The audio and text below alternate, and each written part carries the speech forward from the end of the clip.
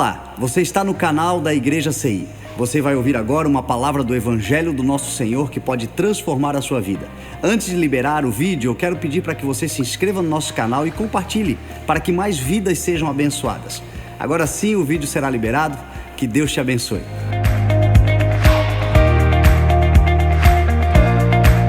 Diz assim a palavra do Senhor: pois embora vivamos como homens, não lutamos segundo os padrões humanos.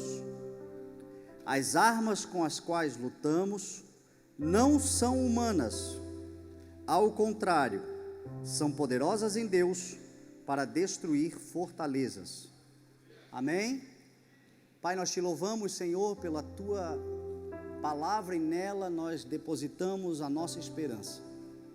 Nós sabemos, Senhor, que a tua palavra, ela ilumina o nosso caminho, ela protege a nossa caminhada.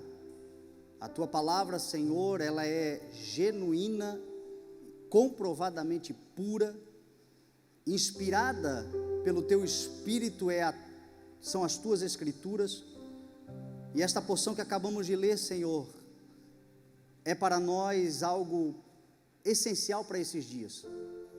E nós te pedimos, Senhor, que nos seja aberta a revelação, a compreensão, e que cada um de nós, Senhor, aqui entenda o seu propósito nesse tempo, entenda o tempo e o modo para agir nesse tempo, e que a tua palavra seja a nossa professora, em nome de Jesus. Amém. Graças a Deus. Amém. O interessante é que esta mensagem que eu vou pregar agora para você, eu recebi do Senhor na quarta-feira, quando estava indo para Blumenau e refletindo sobre os últimos acontecimentos, sobre as coisas que estão acontecendo na terra, na humanidade. Estamos todos atônitos, vendo um conflito nesse momento acontecendo lá na Ucrânia, uma guerra, a Ucrânia que foi invadida pela Rússia, e não somente o conflito regional, local, mas tudo mais que está sendo contagiado, contaminado, influenciado por conta disso. Quando saímos da igreja lá em Blumenau, o Pedro veio para mim e falou: pastor, essa palavra que você pregou, Deus está me colocando no meu coração também. Na quinta-feira, quando eu estava em casa, o Tom me mandou uma mensagem dizendo: você pregou sobre armas? Quarta-feira eu falei, preguei. Ele disse: pois é, hoje na quinta-feira eu estava lá no Vale Ebenezer e eu falei sobre isso também. E para mim isto é, porque a gente não conversa sobre o que cada um vai pregar, eu não pergunto sobre o que eles vão pregar, a gente normalmente conversa depois. E para mim isto é o Senhor de alguma forma alertando toda a sua igreja. É o Espírito que é o mesmo efetuando tudo em todos. E esta palavra especificamente é uma palavra que ela é muito importante para a ceia, porque a igreja do Senhor, que é mais madura e compreende o seu propósito, e é uma mensagem que eu costumo dizer sempre isto: há mensagens que são para o culto, e há mensagens que são para depois do culto. Mensagens que são para o culto são aquelas mensagens que, na maioria das vezes, nos inspiram, nos alegram, nos dão um momento de regozijo, e eu não falo isso de forma pejorativa, porque muitas vezes é importante. Tem vezes que você já sabe qual é o seu propósito, você já sabe quem Deus é, você já sabe o que tem que fazer, você já sabe o que precisa ser feito, você já conhece a palavra, mas você precisa daquele toque especial do Senhor, por um momento, como o Deus que toca no teu ombro e diz assim: eu continuo contigo, filho e filha, e aquilo te revigora. Por outro lado, as palavras mais poderosas são aquelas que servem para depois do culto, que são as palavras que mexem no nosso caráter, que nos trazem compreensão do todo, que nos trazem o discernimento espiritual. E por isso eu gostaria que você abrisse o teu coração. Como eu falei para você, nós estamos no meio de de uma situação e vivendo um momento, observando atônitos uma guerra que está acontecendo, algo grave, gente inocente está morrendo, pessoas estão tombando em campos de batalha. Outro dia eu vi uma frase que me chamou muita atenção, que a guerra normalmente são jovens, que não se odeiam, que não se conhecem, mas se matam, por causa de velhos, que se odeiam, que se conhecem, mas que não se matam. E muitas vezes, inocentes morrem por conta da vaidade humana, do orgulho humano, da prepotência de homens que têm muito poder na mão, mas não têm o Espírito de Deus, e por não terem o Espírito de Deus na sua vida, se tornam cruéis, se tornam opressores, se tornam ditadores e promovem o mal. E nós estamos vendo isso acontecer então, e nós estamos correndo o risco de, inclusive, uma guerra maior, uma guerra entre mais nações, há quem fale em terceira guerra mundial.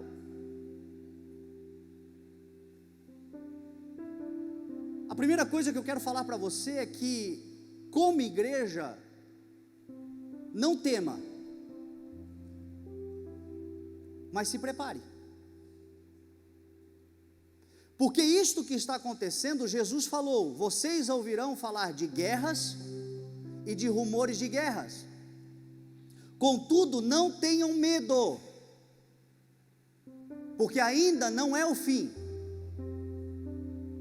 Nação se levantará contra nação e reino contra reino, haverá fomes e terremotos em vários lugares da terra, e este será o princípio das dores. Então o que nós estamos vendo é o início de algo que é profético, que é declarado, que precisa acontecer, algo que está diante dos nossos olhos. Nós somos uma geração que está percebendo todas as coisas, mas não devemos temer. E quando eu digo temer, eu falo sobre outros efeitos que esta guerra pode acometer, especialmente a nossa nação brasileira, porque nós estamos a 10 mil quilômetros de distância. O Brasil historicamente é um país pacífico, que não se envolve em conflitos armados, mas esta guerra, do jeito que está agora, já está afetando aquilo que já está muito afetado entre nós, que é a nossa economia. A inflação já bate recordes e, por causa da guerra, ainda mais recessão econômica nós enfrentaremos. Eu conversava essa semana com um amigo meu que é agricultor, que planta soja, milho no Paraná, e eu perguntava a ele: já existe algum efeito imediato desta questão da guerra no plantio? Ele disse: olha, Fernando, a safra do milho, que é o que eu estou plantando, só nessa semana já subiu 20%,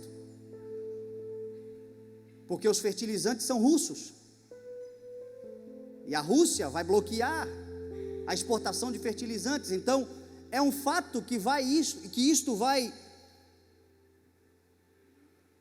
de certa forma, aparecer no nosso dia a dia, vai se evidenciar no nosso dia a dia, porque nós comemos, nós bebemos, mas Jesus Cristo nosso Senhor disse: não tenham medo. E se Jesus disse para não ter medo, igreja do Senhor, confie na palavra do seu Redentor, não tenham medo. Me vem na memória o que Davi disse: eu hoje sou velho, mas eu já fui jovem um dia, e eu nunca vi um justo desamparado, e nem a sua descendência mendigar o pão. Porque nós somos homens, como diz o texto que nós acabamos de ler, e porque nós somos homens, nós estamos sofrendo os efeitos daquilo que está acontecendo na terra, porque embora vivamos como homens, então não há como não ver tudo que vai acontecer, tudo que está acontecendo, e não sentir de certa forma os efeitos. O que está acontecendo e o que vai acontecer, Eu não sei, não posso lhe dizer que esta guerra é de fato o prelúdio daquilo que profeticamente irá se cumprir, mas existe uma palavra profética. Ezequiel capítulo 38 e 39 fala sobre um período da história da humanidade, aonde as nações do extremo norte da terra virão e se ajuntarão contra Israel para tentar destruir Israel. Se você olhar o mapa mundi, você vai ver que Israel está localizado no início ali da Ásia, no final da África, ali na fronteira com o Egito, um corredor já na Ásia, e que Israel está cercado por adversários, Jordânia, Síria, Líbano, um pouco mais em cima a Turquia, e acima da Turquia, a Ucrânia, que é talvez o último reduto, ou um dos poucos redutos de aliados de Israel e do Ocidente. Ou seja, profeticamente falando, se não agora, um dia, as nações do extremo norte da terra, que é exatamente essas nações para cima, Rússia, China, Índia, Irã, Iraque, que está um pouco mais a leste de Israel, essas nações, elas virão contra Israel, porque é uma palavra profética. E o interessante é que quando Ezequiel falou isto, não fazia muito sentido, porque nos dias de Ezequiel, essas nações do extremo norte da terra, eram nações que eram tribais, que eram fragilizadas, que eram fracas, nações que eram desconhecidas, nações que são os filhos de Jafé, de Noé, e parecia que não fazia muito sentido, porque a palavra profética normalmente é assim. O Senhor tem se movido profeticamente muitas vezes nesses dias. Eu me lembro de palavras proféticas que eu falava há 8 anos atrás nessa igreja, e que não fazia sentido nenhum, e hoje é uma realidade sobre nós. Por isso a palavra do Senhor diz assim: não trate com desprezo as profecias, não apaguem o espírito, mas ponha todas as coisas à prova e fique com o que é bom. Hoje, quando você lê Ezequiel 38 e 39, meu Deus, está claro. 3.000 anos depois, está claro, está evidente. As nações mais poderosas da terra hoje, diz a estatística que, economicamente falando, em 2027, o PIB da China será o maior PIB do mundo, a economia mais poderosa. Então faz sentido poder bélico, poder nuclear. Nós já temos hoje uma capacidade de autodestruição da humanidade nunca conhecida em outros tempos. Einstein dizia assim: eu não sei como é que vai ser a terceira guerra mundial, mas a quarta eu sei, será com pau e pedra, porque o homem é capaz de se destruir de tal forma que o recomeço vai ser primitivo. Mas isso está escrito, isso precisa acontecer. Mas eu tenho uma outra promessa para você: não tenha medo, porque diz a palavra que no dia em que isto acontecer, o Senhor se levantará e mostrará a todas as nações da terra que Ele é o governo de toda a terra.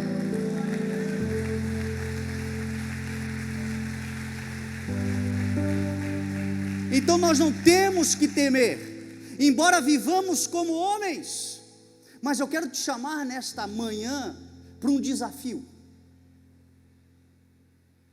Um desafio de você guerrear em lugares superiores.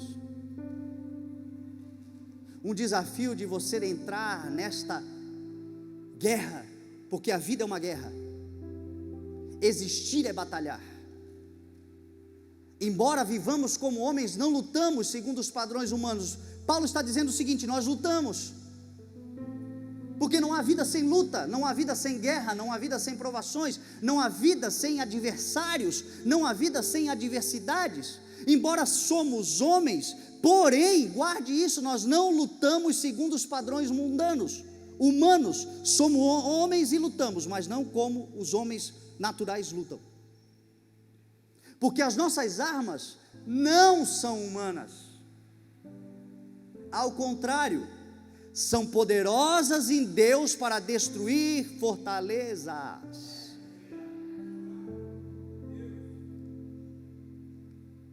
Pode ser um exército poderoso, pode ser uma estrutura militar extraordinária, porém, as nossas batalhas já são vencidas em outros lugares, e nós já somos mais do que vencedores em Cristo Jesus. Nós só precisamos aprender a usar as nossas armas. Não se trata de tê-las, de recebê-las, se trata de usá-las, de aperfeiçoá-las, de treinarmos nelas. Uma coisa que me chamou muita atenção foi que nesses dias de guerra, logo nos primeiros dias da guerra, nós estamos no 11º dia, no primeiro dia eu vi umas imagens de pais de família, homens, jovens e mais velhos já, ucranianos sendo convocados diante de uma lei marcial, não tiveram escolha, não puderam sair do território ucraniano com as suas mulheres e filhos, e tiveram que ficar para servir o exército da Ucrânia, para dar a sua vida pela sua nação. E me chamou muita atenção que esses homens estavam em filas enormes e sendo instruídos para pegarem armas e aprendendo ali, no meio da guerra, a bomba já comendo solta, e eles treinando como usar as armas. Meu irmão, Jesus falou que com relação à igreja será assim. Parte da igreja, na parábola das 10 virgens, parte da igreja será insensata e outra parte prudente. E a parte insensata quem é? É a parte que tinha todas as armas para a sua batalha, que tinha todos os elementos para adoração, que tinha todos os recursos para entrar no lugar com o noivo, mas foi negligente, foi displicente, não treinou quando podia treinar, não se aperfeiçoou quando podia se aperfeiçoar, não desfrutou da liberdade e para treinar as habilidades tão necessárias. E nos últimos tempos, deixa eu dizer para você, os últimos tempos virão, o início das dores começou, o tempo que o Redentor se levantará vai chegar, porque diz a palavra que aquele que vem virá, e ele não tardará, e até que aquele tempo venha, vai chegar o momento em que a igreja vai começar a clamar Maranata. Nós ainda não estamos clamando Maranata, a vida na terra ainda está boa demais para nós, muitos de nós queremos Jesus, mas não agora, mas vai chegar um tempo que nós vamos olhar para a humanidade, vamos olhar para o mundo, vamos olhar para a terra e vamos dizer, isso aqui não faz mais sentido, isso aqui não tem mais nenhuma razão para ser, mas o que nos preservará vivos e preparados para o encontro com o Senhor, é estarmos paramentados das armas poderosas em Deus para destruir fortalezas. As batalhas que nós vamos enfrentar, a nossa luta não é contra a carne, a nossa luta não é contra sangue, a nossa luta não é contra seres humanos, mas contra principados e potestades que agem nas regiões celestiais, agentes dominadores desse mundo de trevas, como diz a palavra. Então eu quero rapidamente te falar de algumas armas poderosas em Deus para destruir fortalezas. 4 armas de ataque, 4 armas de defesa, 4 armas que, se você tiver e exercê-las e se tornar hábil, tu e a tua casa estarão seguros nas mãos do Senhor. A primeira arma de ataque, louvor. Mas a igreja precisa compreender algo que parte da igreja ainda não compreendeu, que o louvor é mais do que um momento de celebração. O louvor é uma arma poderosa para libertações, para transformar cativeiros, para mudar ambientes, para libertar cativos. Nós somos muitas vezes mal acostumados, achando que o louvor é só um momento de celebração, é só um momento de alegria, é só um momento de júbilo, e é também isto, e o Senhor se alegra com a igreja que celebra. O salmista diz assim: celebrai com júbilo ao Senhor, entrem na presença do Senhor com cânticos alegres. O louvor, ele é de fato um instrumento também de adoração, de alegria, de relacionamento com Deus em harmonia, mas não é só isso. O louvor é uma arma de guerra poderosa, que pode te libertar de muitos lugares. Diz a palavra em Provérbios capítulo 25, que como tirar a roupa num dia frio, a própria roupa, E como derramar vinagre numa ferida, assim é cantar com o coração entristecido. E talvez você compreenda bem o que eu estou querendo dizer. Tem dia que você chega na igreja e você está tão entristecida, você está tão ferido, que você mal consegue cantar a estrofe do coro do hino. O coração está de uma forma tão magoada que você... É como tirar a roupa num dia frio mesmo, é como derramar vinagre numa ferida. Eu entendo isso, porque eu também já passei por isso, mas eu aprendi o valor do louvor. Eu não sei se você sabe, mas o vinagre tem propriedades antissépticas, e o vinagre tem o poder de acelerar a cicatrização.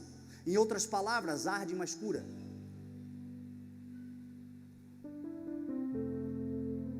Nós temos que tomar cuidado, porque muitas coisas que vão transformar a nossa vida vão começar a doer no princípio. E estão querendo destruir tanto a nossa geração que nem o metiolate arde mais. Eu ainda peguei o finalzinho do metiolate que ardia, hoje não arde.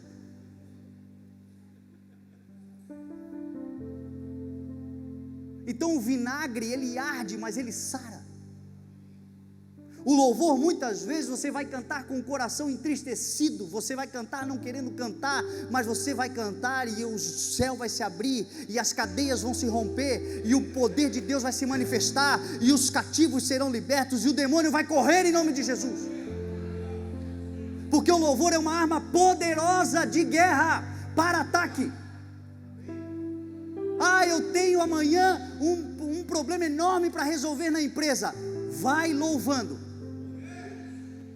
Pega o teu carro, coloca o som da música bem alto e vai louvando. O que vão pensar de mim? É verdade, embora você viva como homem, vão dizer que você é louco, que você é louca, mas você não luta conforme os padrões mudando. Vão ficar falando de você, olha lá o maluco, mas você está cantando, celebrando, adorando, e as cadeias irão se romper. Porque o louvor é uma arma de guerra. Josafá, um exército desse tamanho, cercado por um exército incontável, como a areia do mar, diz a palavra, areia da praia, chamou os seus soldados, chamou o povo e disse: amanhã enfrentaremos, mas não tenham medo, creiam no Senhor e vocês serão sustentados, creiam nos profetas e vocês prosperarão. Essa luta não é nossa, é do Senhor. Amanhã nós lutaremos. E diz a palavra que Josafá prepara, acorda cedo, prepara todo o povo, e eles vão para a batalha, 2 Crônicas 20.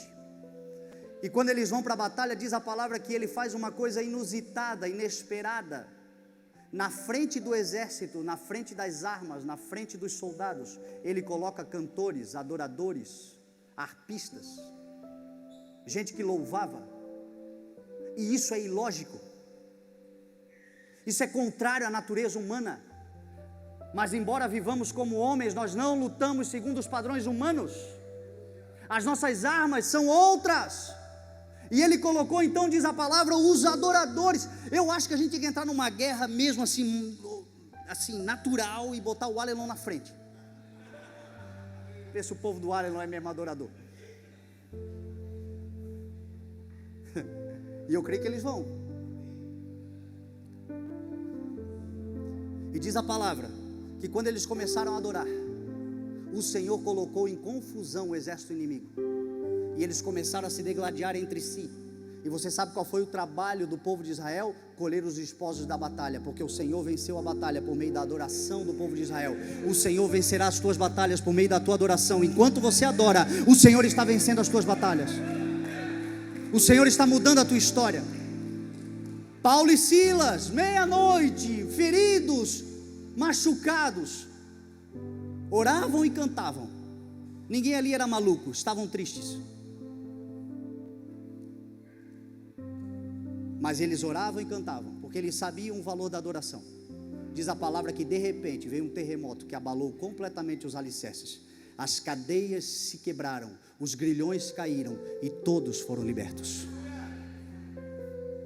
Meu irmão, nunca mais perca o valor da adoração. Nunca mais deixa para vir para a igreja na hora da palavra. Vem na hora do louvor. vem também na hora do louvor, porque o louvor é uma arma poderosa de batalha. Minha casa está uma confusão. Som bem alto.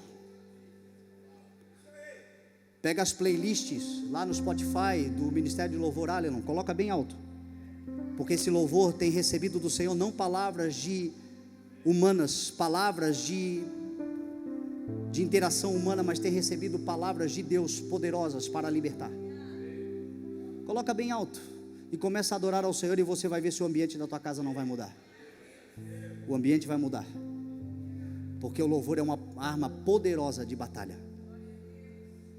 Uma segunda arma de guerra poderosíssima: oração. E todo mundo sabe, mas pouca gente usa. E é porque pouca gente usa que muitas batalhas nós estamos apanhando, porque a gente não ora. Não ora porque não entendemos o valor da arma poderosa que é a oração. Você está me vendo pregar aqui em cima, e eu só estou pregando aqui em cima porque eu sou fruto de oração. Eu já falei isso muitas vezes. Oração de um pai, oração de uma mãe, oração de avós. Meu pai que se ajoelhava e dizia assim: eu não criei os meus filhos para irem para o inferno. E eu não fui, e eu não vou, e nem a minha família vai. Talvez você seja o único a orar, mas continue orando. Creia no Senhor Jesus e serão salvos tu e toda a tua casa. Teu marido vai se converter, a tua esposa vai se converter, os teus filhos vão se converter, as situações vão mudar, a realidade vai mudar. A oração é uma arma poderosa de batalha. Eu já não sei mais o que dizer para ele, eu já não sei mais o que dizer para ela. Então para de falar com ele vai falar com Deus. Vai orar.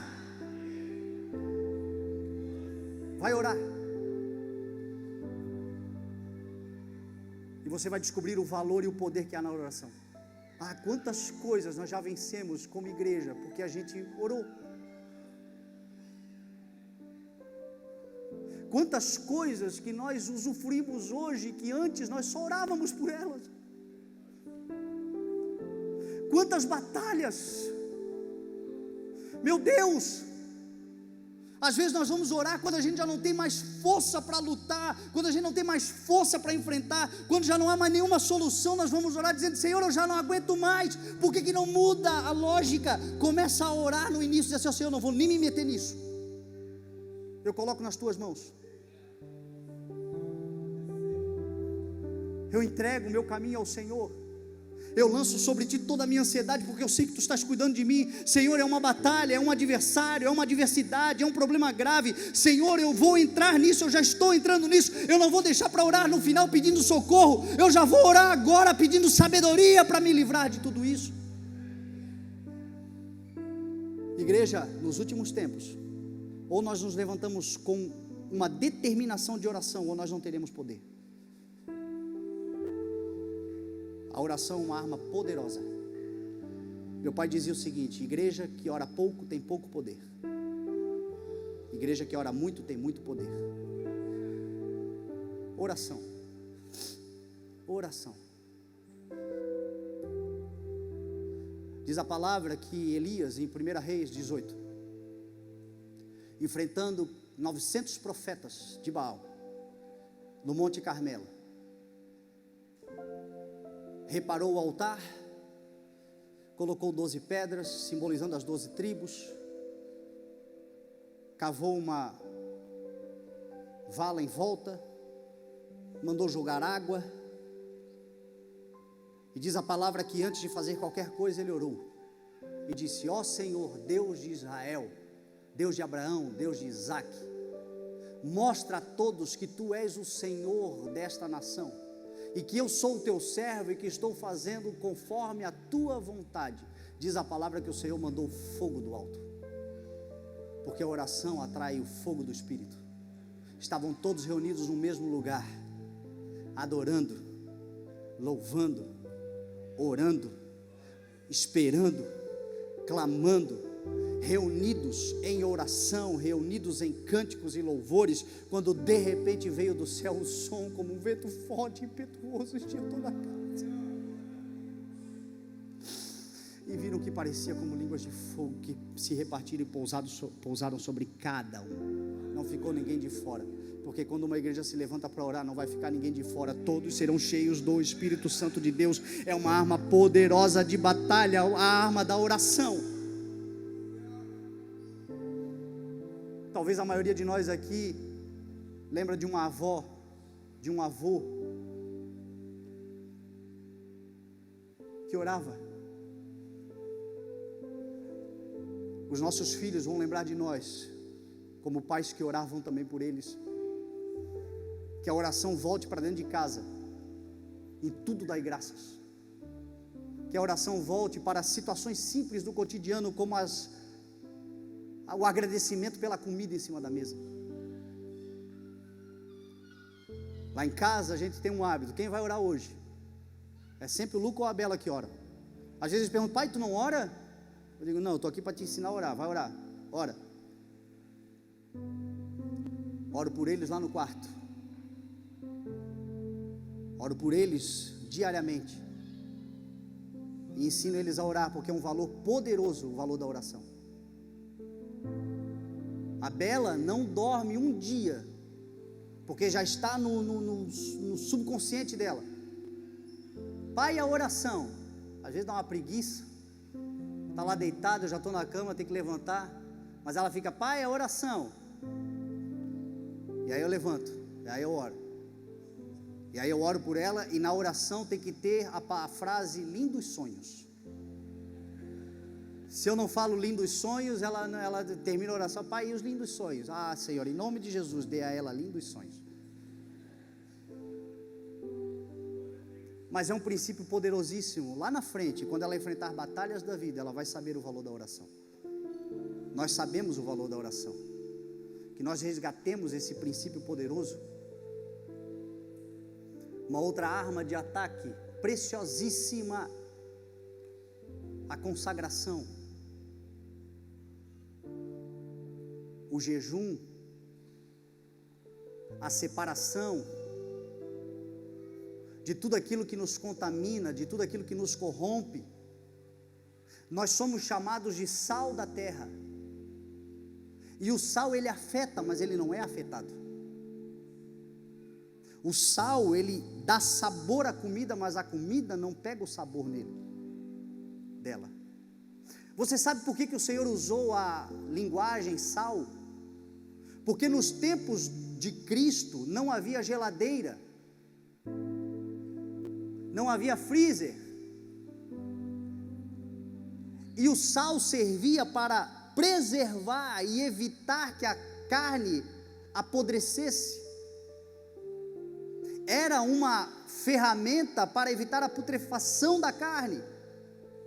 E quando ele disse que nós somos sal, ele disse isto para nós: nós somos a igreja do Senhor nesta terra para evitar que a carne apodreça, para evitar que o mundo se corrompa. Você sabe por que o mundo ainda não se autodestruiu? Porque a igreja está nele,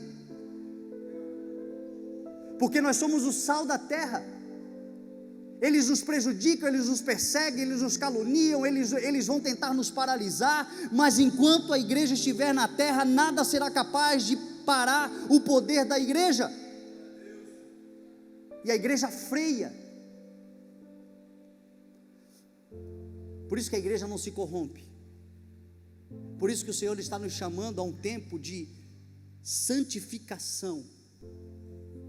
Santidade não é uma aparência religiosa, santidade não é uma carteira de membro, santidade é um desejo de viver para a glória do Senhor em todo o tempo. Caí, eu vou me levantar e vou me purificar no Senhor, e o Senhor vai me santificar, a sua palavra vai me santificar. Caí de novo, vou me levantar de novo, vou me santificar, vou buscar a palavra, e assim lutar todos os dias da vida. Isso é o que o Senhor espera de nós.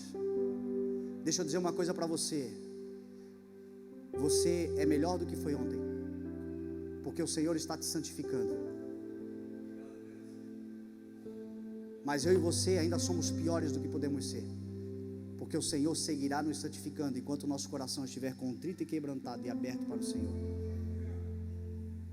Nós vamos chegar em novos lugares, em novos ambientes. O Senhor está nos chamando para um relacionamento de compromisso e de fidelidade com o Senhor. Por último, uma arma poderosa de batalha, que é a palavra. Pois a palavra de Deus é viva e eficaz, mais poderosa do que qualquer espada de 2 gumes.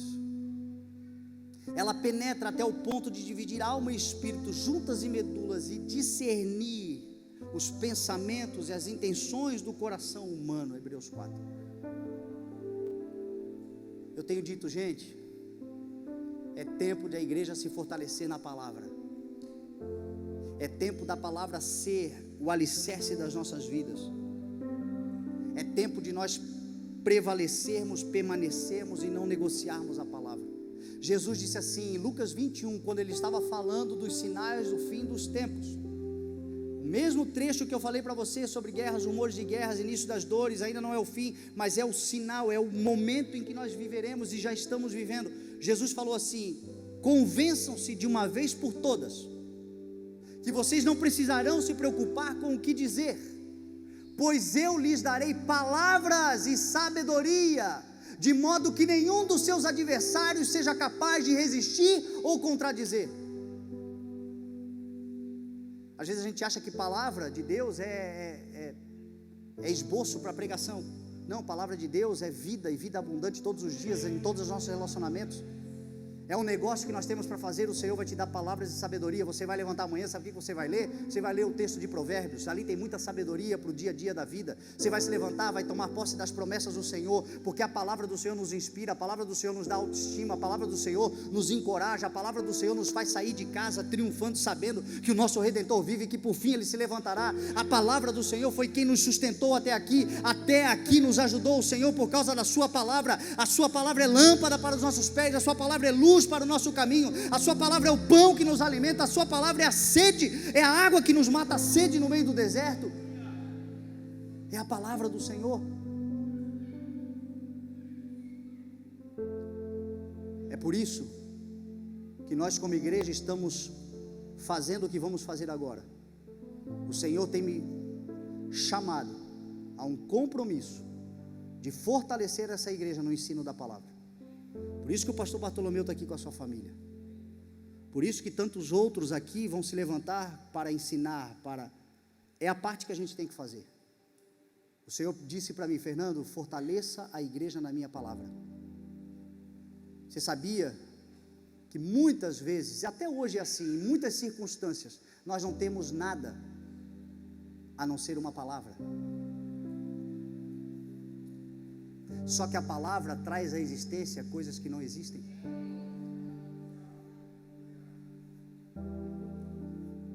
A palavra de Deus foi capaz de pegar um mundo sem forma e vazio e transformar no que nós vimos hoje.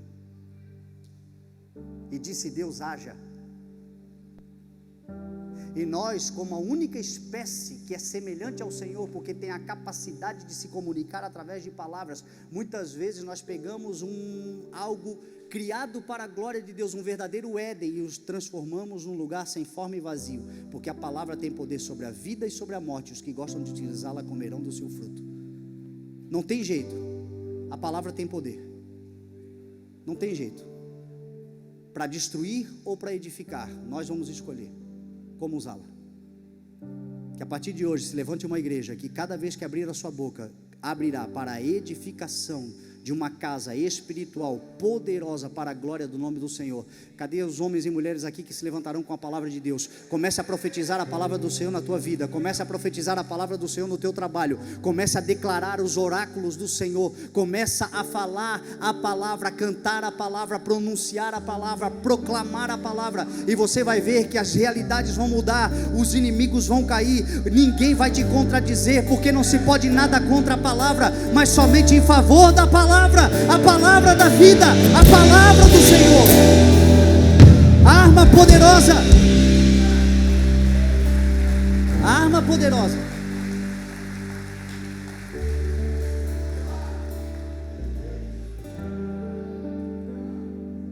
sem comentar muito, somente passar, porque é necessário que você fique com isto. Armas de defesa.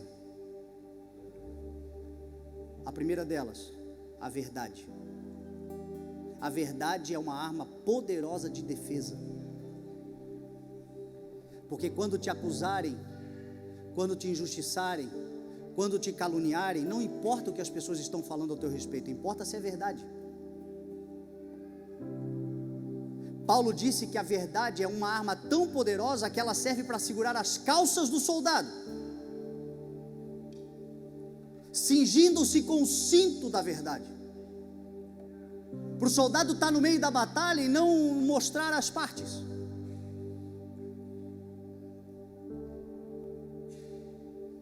A verdade é o próprio Jesus. A verdade nos protege. Se afirme a verdade, não abra mão da verdade. Ela é uma arma poderosa. Quando te acusarem, nada se pode contra a verdade. Talvez você passará dias entristecido, entristecida, dias em que a verdade não aparecerá prontamente, mas descansa o teu coração, porque a verdade prevalecerá. A verdade sempre prevalecerá. Nada fica oculto aos olhos de Deus. Tudo está descoberto e exposto diante dos olhos daquele a quem devemos prestar contas. Então guarde-se na verdade. E deixe que digam, que pensam, que falem. O importante é que seja verdade. Se o que estão falando é verdade e de alguma forma é destrutivo, corrija, se alinhe, volte para o caminho. Pegue isso não como uma acusação, não tente se justificar, se defender. Reconheça, seja humilde, reconfigure e siga em frente. E a verdade será o cinturão que te protegerá.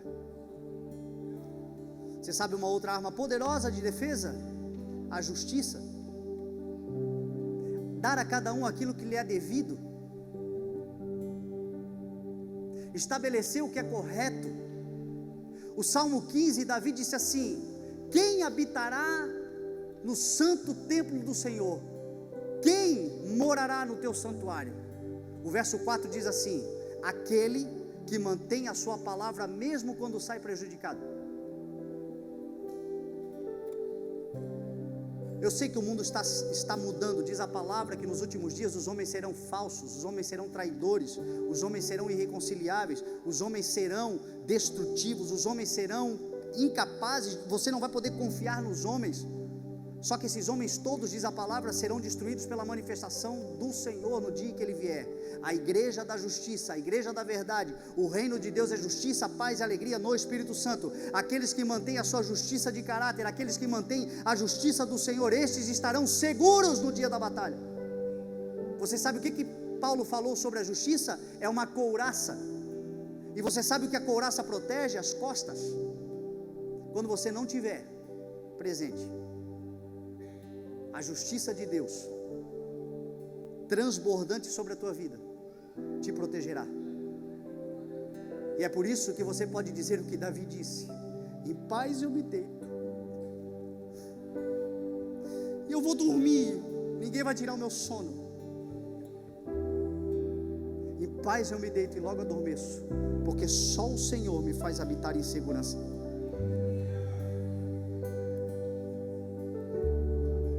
Davi pecou, Davi errou, mas era um homem justo.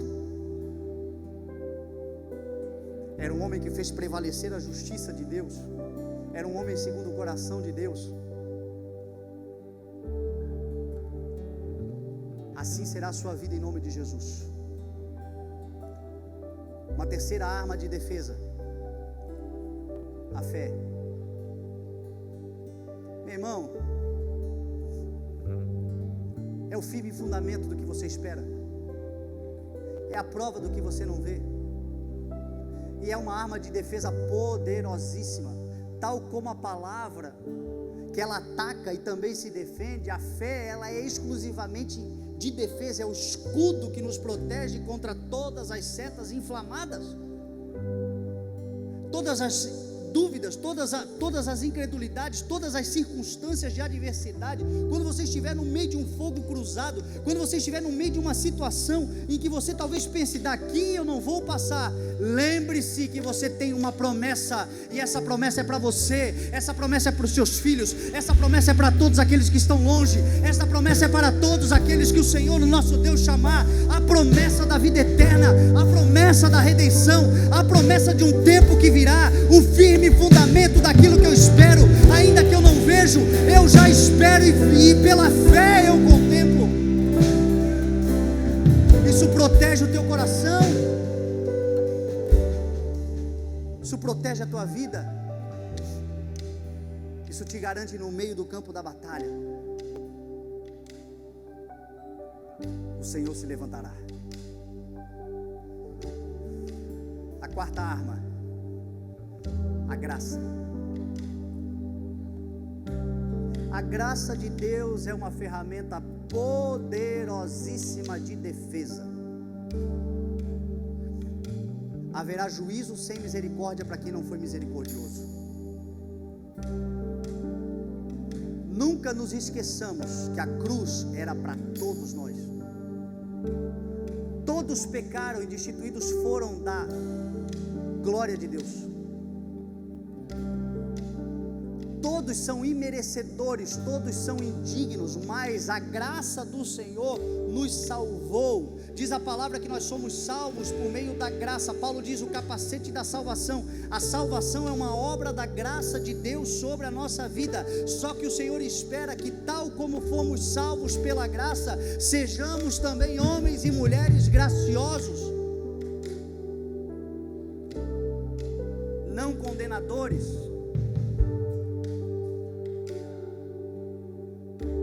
mas graciosos. Tem gente que bate em todo mundo,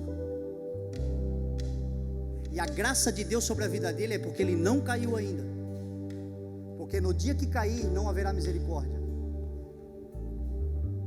porque gosta muito de falar do filho dos outros, da mulher dos outros, do marido dos outros, gosta de falar de todo mundo, fala da igreja, fala disso, fala daquilo, fala daquilo, fala daquele outro, fala daquele outro, condena, acusa, julga, preconceituoso, fala dos outros. Não se esquece que é a graça do Senhor que nos levanta todos os dias, que é a bondade do Senhor, que é o amor do Senhor, a causa de não sermos consumidos. Todos nós estamos aqui hoje, nessa manhã, celebrando, porque o Senhor foi gracioso conosco. Você viu agora essa semana o escândalo do áudio lá daquele deputado? Você já viu os vídeos e toda a manifestação desse deputado antes do escândalo? Tratava todo mundo conforme ele é. A pastora Juliana está aqui, psicóloga. É a tal da projeção. Como diz alguém, já disse alguém, quando Pedro fala de Paulo, eu sei mais sobre Pedro do que sobre Paulo. E o Senhor está dizendo para nós, a graça é um instrumento poderoso de defesa. Porque todos nós em algum momento vamos tropeçar, todos nós em algum momento vamos cair. Mas alguém vai se lembrar, quando eu estava caído ele me ajudou, quando eu estava caído ela me ajudou. E alguém vai lá, vai estender a mão para você também, vai te colocar de pé de novo, porque a graça é uma ferramenta e uma arma poderosa de defesa. Que a graça de Deus se manifeste de forma transbordante sobre essa igreja. Que o favor do Senhor se manifeste de forma extraordinária sobre a igreja.